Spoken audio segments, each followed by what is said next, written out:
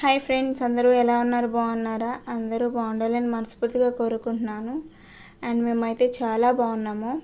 మీరు ఎలా ఉన్నారో కామెంట్ సెక్షన్లో కామెంట్ చేయండి. అలానే మీలో ఎంతమందికి పచ్చి జామకాయ అంటే ద్వారగా పండిన జామకాయ, ముగ్గిన జామకాయ అంటే ఇష్టమో కామెంట్ సెక్షన్లో కామెంట్ చేయండి.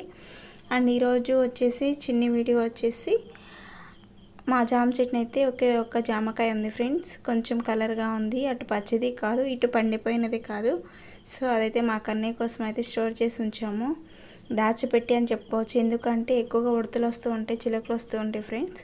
సో లాస్ట్లో పండిన కాయ చాలా టేస్టీగా ఉంటుంది. అలానే ఉడత కొట్టిన కాయ కూడా, చిలకలు కొట్టినవి చాలా అంటే చాలా టేస్టీగా ఉంటాయి. మీకు కూడా ఇలాంటి కాయలంటే ఇష్టమో లేదో కామెంట్ సెక్షన్లో కామెంట్ చేయండి. అంటే అవి తినడం వల్ల మరింత టేస్ట్గా ఉంటాయి అని చెప్పేసి అంటారు. నేను కూడా అదే ఫాలో అవుతూ ఉంటాను. అండ్ ఈ కాయ వచ్చేసి మా కన్నయ్య కోసం అయితే తెంపాను. చాలా బాగుంది టేస్ట్ కూడా. అండ్ మీలో ఎంతమందికి జామకాయ ఇష్టమో కామెంట్ చేయడం మాత్రం మర్చిపోకండి. ఇంకా సబ్స్క్రైబ్ చేయని వాళ్ళు ఎవరైనా ఉంటే సబ్స్క్రైబ్ చేయండి, అండ్ లైక్ చేయండి, సపోర్ట్ చేయండి. Thanks for watching friends.